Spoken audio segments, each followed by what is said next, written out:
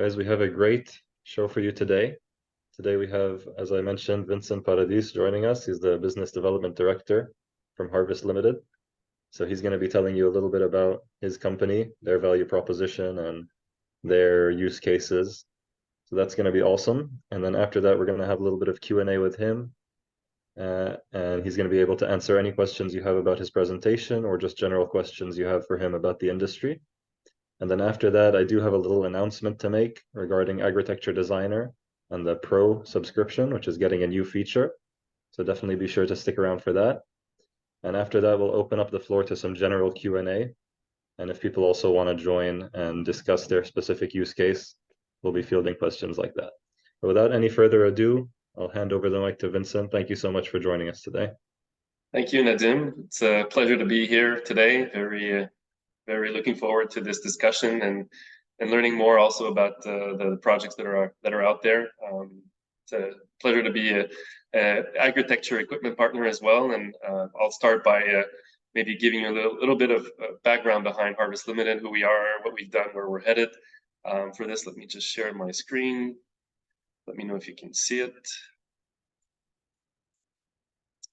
We're good?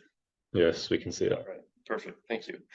All right, so well, thank you again. I'm responsible for business development activities for HRVST.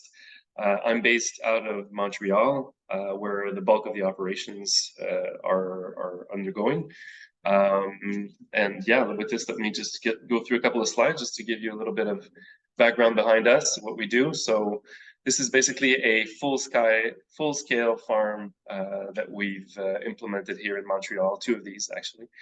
What is very unique about what we do is that every row is independently controlled in lighting, irrigation, airflow, and so on. So we're able to create mini greenhouse operations within all these rows. And I'll tell a little bit more about the concept as we go along. But before that, just wanted to give you a little bit more background behind the company. So we're basically a joint venture between a French company called Florentines. They're a substrate manufacturing company based out of France and are also an agronomical partner of ours. They are also a financing partner. The bulk of the technology and the operations was developed here in Montreal. The whole hyper-controlled turnkey system was all developed here in Montreal, and this is where we do the sub-assemblies as well. Including the LEDs that we developed internally a couple of years ago.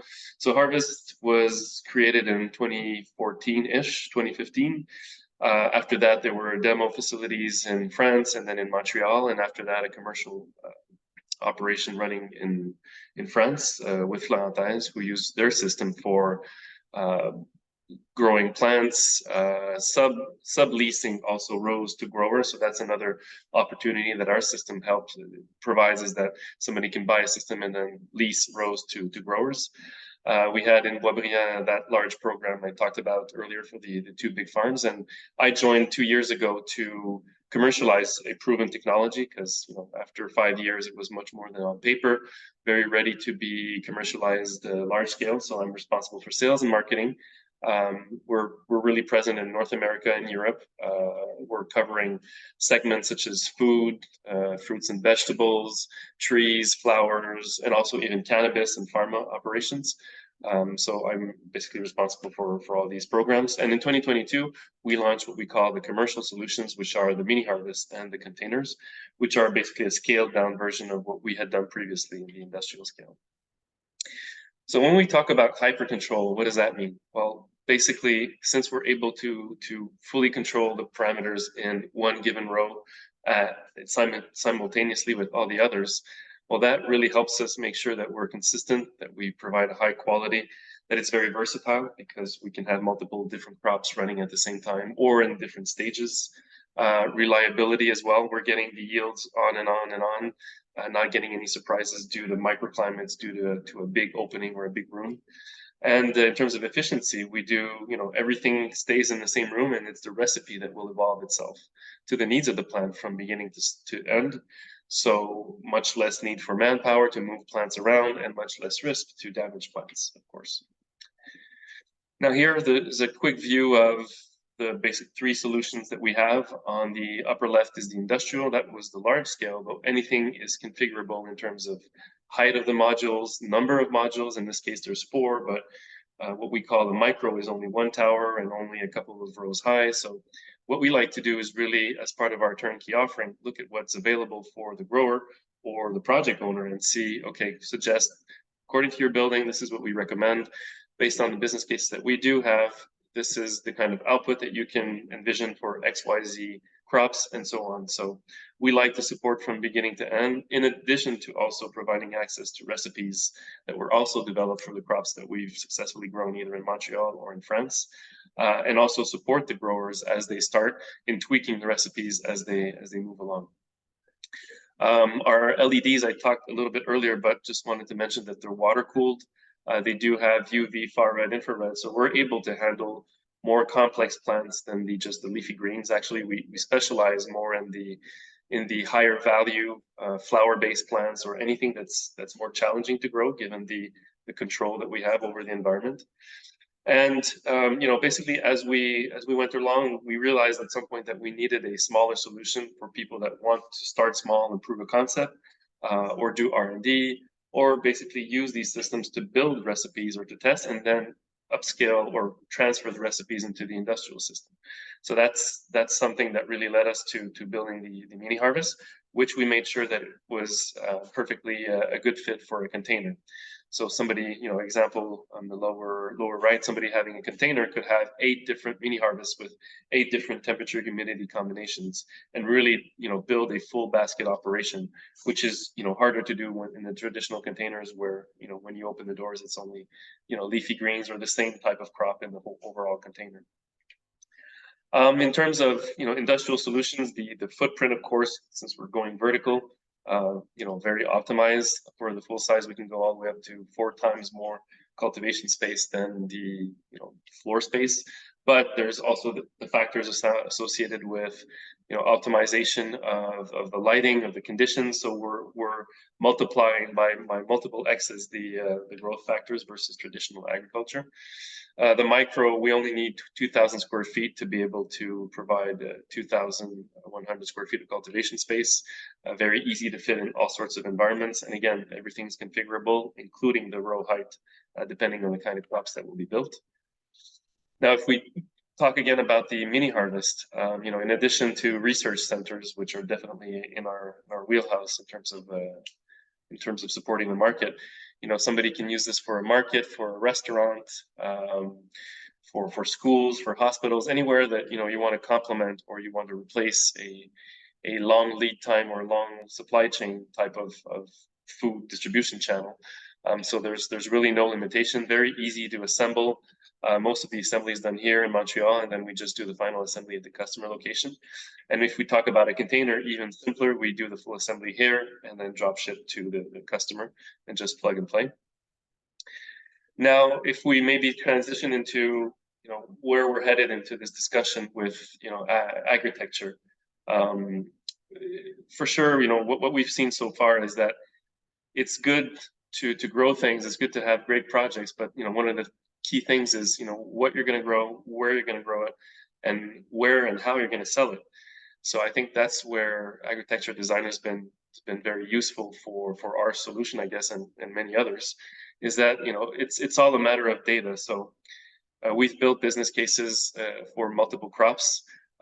We help growers, you know, figure out in terms of their overall business plan how long it will take for them to have their return on investment, and also, you know, prepare something that's solid in front of investors, because in many cases that's what investors will want to see. So in our case, you know, having that flexibility to have different crops running at the same time and adjusting this crop mix according to the seasons, that really helps make sure that, you know, all year long there's a steady supply that meets the market demands. So here's a couple of ideas, you know, for sure, the whole stability, making sure that, you know, for instance, us here in Canada, we only have 1 season. The 3 others we import food, and it's very hard, or the things that we import are not good for many days on the shelf. So for us, it's all about creating a decentralized food system. So that's definitely something that we can support.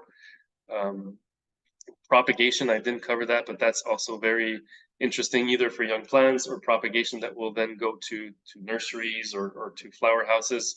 Definitely improve lead times on that from 20 to 30% at least. We adapt ourselves to buildings, and another thing to consider as well is what kind of buildings that we wouldn't normally consider can be considered. The example I like to bring up is that in Quebec we have too many churches in Canada, and the government doesn't know what to do with them. Well, this is a perfect environment for us to go vertical, go pretty high. We can even use some of the heat that is issued from the system to help heat the church. So that's something that on one hand revitalizes a building, but can also create an ecosystem where the community gathers and it becomes a community project. I talked about complex plants and the whole basket offering. So basically, what I often see is people with good ideas, but they need help. They need help making sure that it's good to grow things, but where are they going to grow this? And it's all about the profitability of the whole operation. So I think the more people think about that, the more people question themselves and challenge us and the other providers, I think the better off they'll be. And I think that's where Agritecture Designer will be certainly a very strong support. I couldn't agree more. And thank you for highlighting that, Vince. I think it's a very interesting and crucial point there, is that we really have to figure out a way to make it profitable. But could I just ask you one question about your systems, which I think would be helpful for the people here to know, about how much produce could one of those systems produce? For example, the one that's in the supermarket, and also the container solution. That's super tricky to answer because we're so multi-crop based that it's often a combination. So we do a modeling. We put together a model based on our data. So I can't give a flat out question, and I would encourage folks to contact me so we can look at a specific business case. We're not focusing on leafy greens. For sure, somebody will want to have leafy greens part of a basket. But that's not, I'd say our system is actually more evolved than what you normally need for leafy greens. So I wouldn't recommend somebody to use our system for just leafy greens, but more for a full basket operation. Interesting. Okay, carry on. Well, I was pretty much at the end of the presentation. I do have some links here that I can paste in the chat afterwards. I can potentially look at the chat here to see if there's any questions, or in the Q&A, unless you already have some that you see that could be brought forward. Yeah, so please, anyone who, thank you so much, Vincent, for this presentation. I think we all learned a lot already.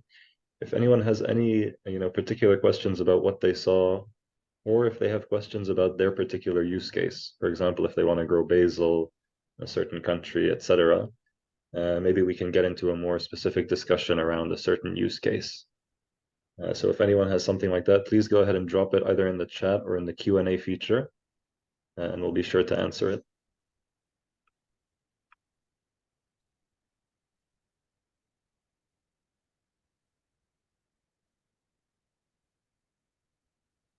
Okay, so we do have one question here from Thomas. Do you work with cannabis cultivation? Actually, cannabis is one of our strong suits. In Montreal, we've done a lot of work in the cannabis space, and as I mentioned earlier, the large units that we saw there were built for cannabis. We also have an R&D center 10 minutes from here, which is a microsystem in which we develop recipes for our customers, because they often already have an idea of what strains they want to use.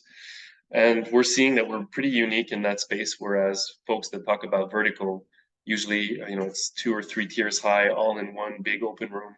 And they're having issues often with microclimates, with mold mildew. In our case, since every row is closed and we have fans every 10 feet that extracts the humidity from these rows to be then dehumidified with our central system, we're not running into these issues. And the fact that we do veg and flower in the same row also really helps in terms of making sure that it's repeatable, but also very predictable. And also that, manpower is reduced, and folks only need 1 room to cultivate what they normally need 4 rooms to use with. So we're seeing now that, our outputs from what we've demonstrated so far are really on the high end. But most importantly, repeatability of it. We're not scrapping, 1 out of 3 batches. We're hitting the THC levels and CBD levels. We're making sure that works. So seeing definitely that we are making a difference. We've been, this year focusing a lot on going to trade shows. We're actually going to Vegas next week for the Cannabis Business Times trade show. We were in New York in June. So we're seeing, because cannabis is a complex, plant, just like any other flower. So, but we're seeing that with our expertise and our unique way of handling this, we're really aside from the pack. So definitely cannabis is in our wheelhouse, and we're also continuing on the food and flower, but we're putting a lot of emphasis on cannabis this year. Thank you, Vincent. Great answer there. Okay, we have a question here from Ezekiel, and he's asking, are you able to mention 3 strengths in your systems to help with the homeless population and to address the issue of food deserts? And I think I can comment a little bit here as well, Vincent, unless you have something specific. Go ahead, and I'll compliment. Please go ahead. Okay. I'll add on. I think it's a very interesting topic to bring up, and it's a very crucial topic when it comes to our industry about, how can controlled environment agriculture help with food deserts, right? Because we know that we have this issue, and for anyone who wants a bit of an explainer on what food deserts are, it's an area in a city, usually in an urban city, where a certain population doesn't have any grocery stores or any access to fresh food within a reasonable distance to their house. And a lot of people face this issue in many of the cities in the world. And CEA, or controlled environment agriculture, is one of the pieces that we can help with this to solve that. However, as you guys might know, a lot of CEA solutions are very high capital costs. So unless you have someone subsidizing these systems, it's going to be very difficult to actually sell your produce, give your produce away for free to homeless people or to combat food deserts, or to sell it at a very low price. So really, you would need some sort of a subsidy. However, the best type of CEA systems, or the best type of urban farms, in my opinion, to help address these are things like rooftop farms, unused open lot farms, urban farms, and greenhouses, because these are very low-cost options. Container farms could also be part of the solution, provided you can find a cheap one, or you can get some subsidies, you can get some grant funding or something like this. But really, other than this, it's very difficult to make the economics work. So I hope this helps answer your question, Ezekiel, and I hope you continue working on this issue, because it's something that we really need to find answers to in our world right now.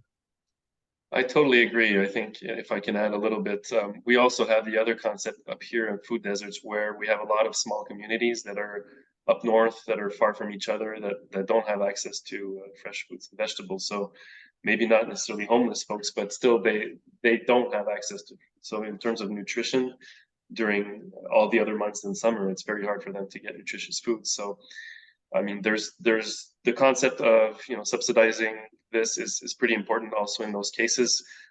We like to see that this as well as a community project.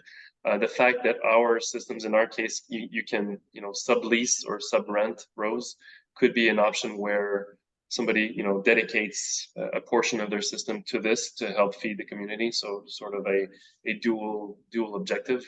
But yeah, definitely our systems are not on the lowest end in terms of cost. And it's all a matter also of the value of the products. So if you're giving the products away, very hard to be profitable. But then there's all the other organizations that can support. The World Health Organization, Clinton Foundation, and all these other foundations that are built on these concepts. They're definitely needed for support. Yeah, great point. And Ezekiel, if you are working in this industry, I would like to ask you a question as well. Are you working in this space? Are you working on the policy side, or maybe to address these issues? And if so, I would love to speak more about your use case, because it might be that Agritecture Designer can help you model out some of these business plans so you can see how much funding you might need. But anyway, thank you so much for that question. Let's move on to the next question that we received, which is, how do you tackle the humidity issue? How much do you spend on cooling systems for the farms? That's a great question. Actually, the fact that the LEDs are water cooled, that helps us a lot. So the HVAC systems that we use, either for industrial or commercial, they're really used to dehumidify. Normally, you need a system to cool down the place and dehumidify. in our case, we recuperate most of that heat through the LEDs, the water-cooled LEDs, and we use that heat in the dehumidification cycle of the system. So that helps in reducing the energy requirements. There will be a need to dehumidify. We are an ebb and flow system, so there's not water all the time, in the rows there, but still the main goal is really to keep the humidity level at a certain level, and it's always crop dependent. So some crops barely evapotranspire, and others like cannabis, there's a much higher humidity load. So if there's a mix of these in a system of various crops, then that also helps, because the less humidity generating crops will help compensate for the others. But overall, it's really a traditional HVAC system where we do cooling and reheat, but we only do that. We don't need to cool down the place because of LED cooling. Thank you, Vincent. Hopefully that answers your question, attendant. And we have another question now coming from Abdul Hamid, and he says, do you think such systems may be economical in a country like Egypt? And I would love to take a crack at this question. And if I can actually share my screen, if you don't mind, Vincent, I can actually go ahead and show you guys how you can use Agritecture Designer to pretty much figure out the solution to this question on your own. And so basically here what we have is the homepage of Agritecture Designer. If you click here, anyone can use this for free. It's a totally free tool, at least this section of it. And so let's say we want to model, a container farm growing strawberries. And let's just get one container for now. We know that we'll need to pay anywhere between $125 and $250 for this. And if we continue, and we say that we own the site and we're building it in Cairo, Egypt, then what we can actually do is go ahead and see results. And just with answering those 6 questions, I can get an estimate for this HRVST Limited container farm, because HRVST Limited is one of our partners. We've built out these models for them. And so the things that you'll see here, first of all, it's not refined yet. So once we address the crop pricing and all of those things, you'll see the payback period come down. But the things that you can see are things like the operating summary, how much revenue you might make per year, the CapEx, which is coming directly from data that we've worked with Vincent to acquire. And also importantly, you can see the OpEx. So I saw there was also a question in the chat about, how much electricity do you use per year? How much do you use on the various different OpEx elements of this farm? And you can learn that all here. And you can also see a full 15-year financial breakdown. Now, what I would just do here is, increase the default price here from $1 or $2 per pound to something like, I don't know, $7 for maybe 500 G. And once we save those changes, we'll see that the numbers will recalculate.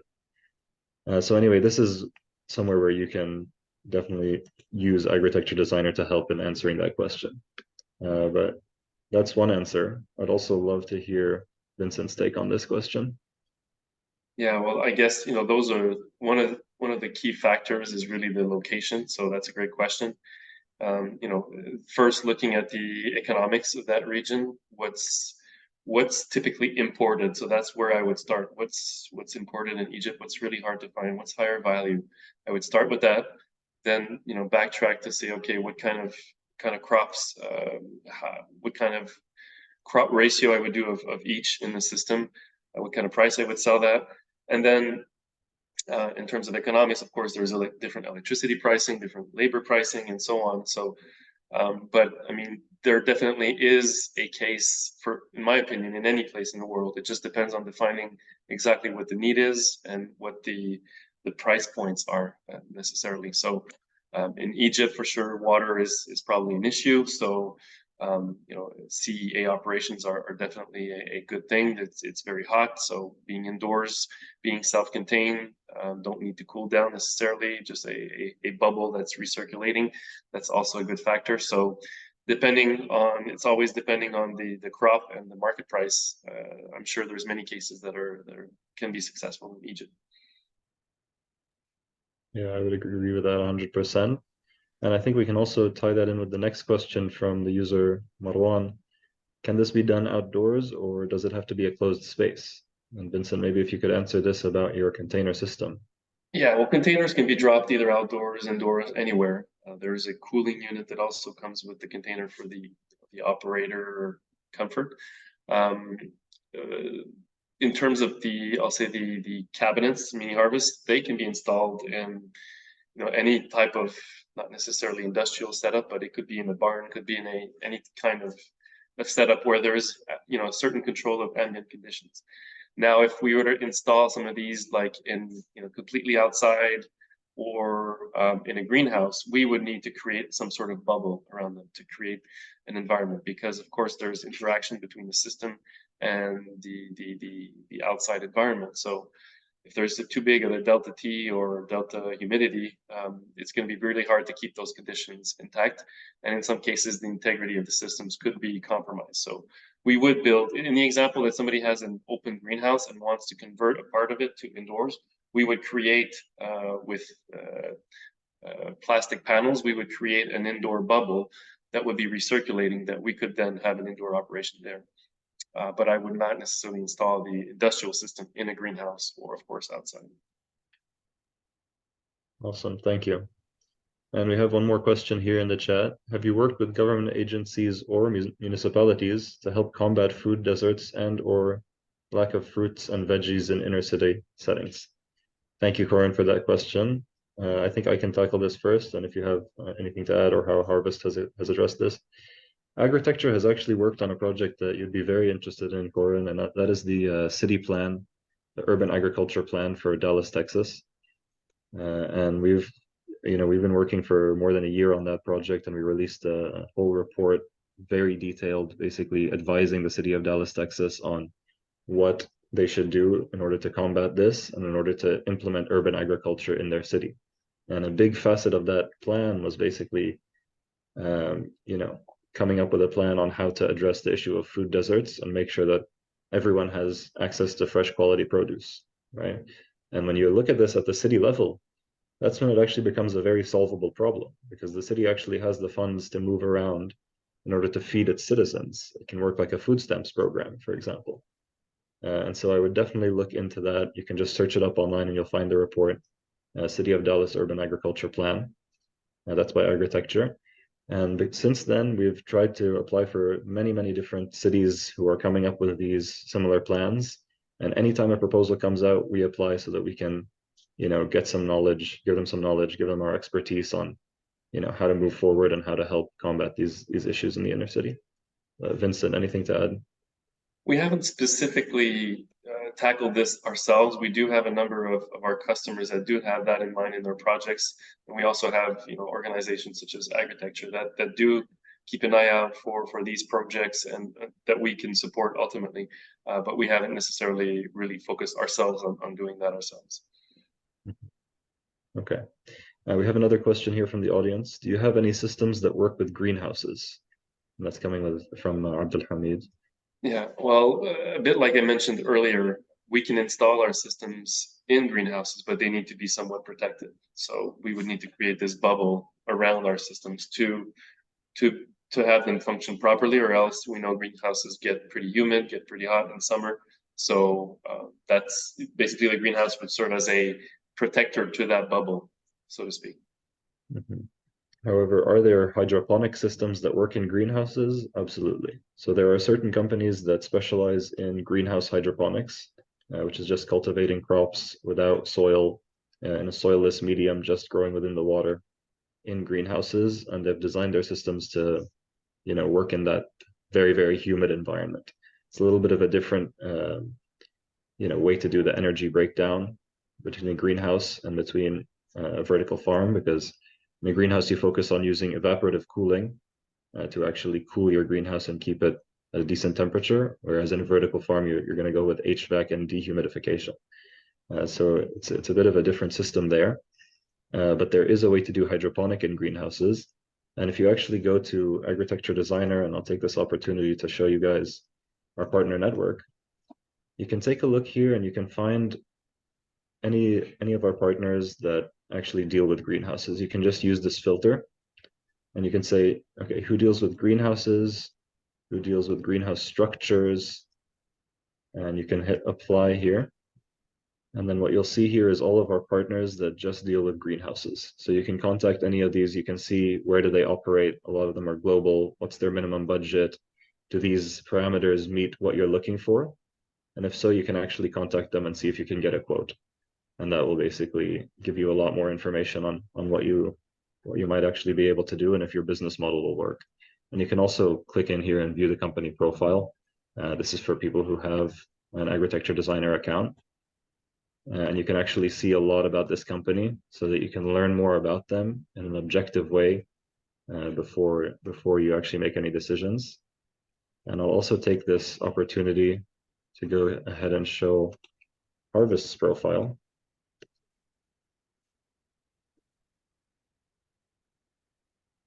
And if you see here, they have quite a detailed profile. You can see Vincent is their main contact here. And basically what this shows is basically all of these things that we've asked Vincent and we've been sure to verify. We've basically asked them, how does your customer service process work? Do you work with other vendors? Have you tested the system with commercial clients? Have you had other people R&D and independently fact check that your system can do what you said it can do? And that's how we come up with these profiles. So if you have any questions about any of our partners, feel free to take a look at this page. Okay, we do have one more question coming in here in the chat from Karan. What are other avenues to enter this space and industry other than setting up the farm itself? So that's an interesting one. Vincent, do you have a take on this? I guess it depends from the angle of the question, but enter this space or industry, somebody can be a support, like a consultant, somebody can also help on the commercial side of things. That's often the trickiest point and where people are the weakest, but to me is the most important. And then running the operation is a whole different ballgame. I see a lot of people that don't have experience at all, so they use the support of people that have good knowledge or grow masters and so forth to help them get set up. But I guess it's all a matter of what that person will want to do in the industry. There's so many things that can be done. There's the business itself, but there's so many ancillary businesses supporting that. So it depends on what people would want to do.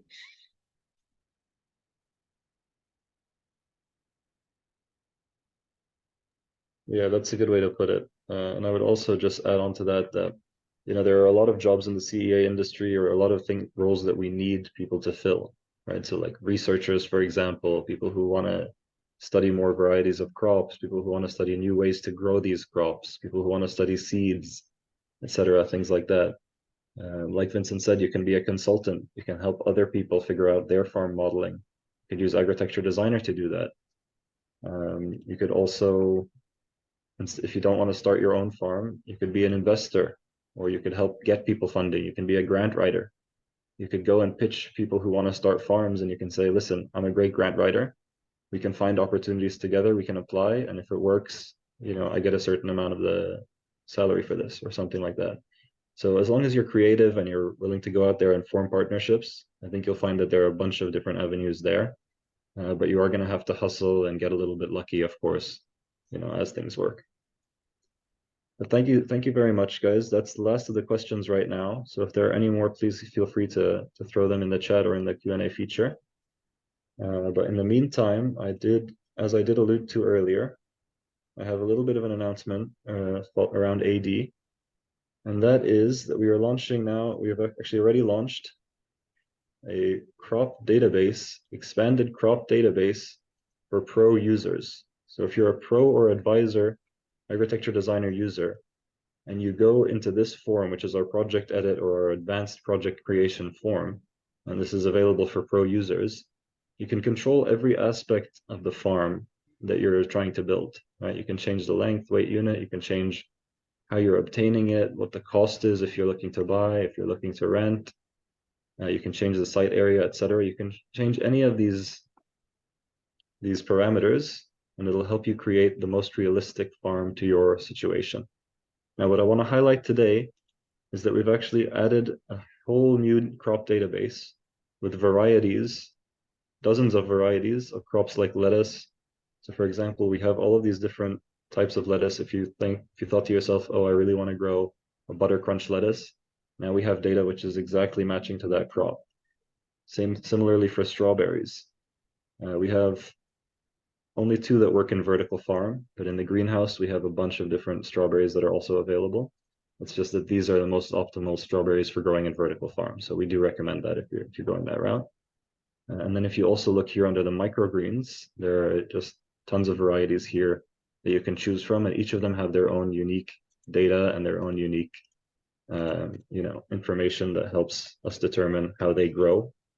And we've vetted this, we've checked with the industry averages, and we've made sure that that data is accurate. So if you scroll down to the bottom here, and by the way, you can edit things like water cost, electricity cost, tax rate, and all of the different things that you might need to put in, all the different parameters that affect your farm's business model, you can edit them here. And anyway, when you click see results, you'll see that that specific variety of lettuce and that specific variety of microgreens is what you're modeling today. So that was the announcement I wanted to make. This new updated crops database is now live on AD for Pro and Advisor users. If you guys would like a little refresher of our pricing plans, you can see that Light and Pro are for $29 and $149, and Advisors for $4.99 per month. And what these are basically offering you in each stage, Light is for people who want to learn more about the industry. We have a bunch of educational courses on there, teaching people going through the A to Z's of urban farming. And there's also basic modeling features. The first model that I showed you, we only answered 6 questions and we got straight to the model report page. That's also available in the Light plan. If you want to step up to the Pro plan, you get access to that crop database that I just showed you guys. And you also get access to that advanced farm model creation form, the one that I showed you, which has all those different fields and parameters where you can really fine tune your model. And then if you want to step up to the Advisor plan, it's a little bit pricier, but the reason why is because you actually get a white glove service, where you get 2 calls per month with an agritecture advisor. So that could be myself, that could be my colleague David, who is our lead agronomist at Agritecture. And we will basically help walk you through the steps A to Z on how to get your farm or your dream CEA project built. So these are the options. Really excited to share that with you. And please feel free to reach out if you would ever like a demo of this or you have any questions about the software.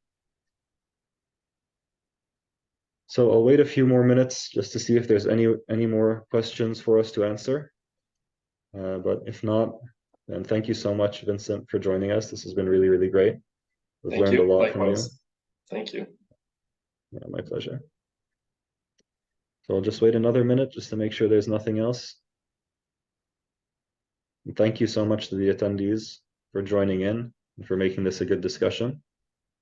If any of you have questions or if you want to talk about your specific use case, we'd be happy to discuss. We do have a question here from Arun asking if he can get a recording of this webinar, and yes, you can. So after this webinar ends, we will take the recording, we'll process it, and we'll actually upload it to the Agritecture YouTube channel. So you'll be able to watch it back in full, and you'll be able to share it with your friends, etc. And Vincent, if you'd like, we can also send it your way so you can, share it on your appropriate social media channels. And Vincent, where can the people in this webinar find you or follow Harvest? Well, I pasted the links that I showed earlier into the chat. I can also just quickly add my email address in the chat as well, and my phone number. Feel free to reach out at any time. Happy to learn more about your ideas and projects, for sure. Awesome. Thank you so much, Vincent. And likewise, if anyone wants to learn more about Agritecture Designer, feel free to go to that website, and there's a link there to book a meeting with me. Thank you so much, everyone. Thank you very much, Vincent. It's been a pleasure having you today, and I hope everyone has a great day. Thank you. Thanks, everyone, for the great questions.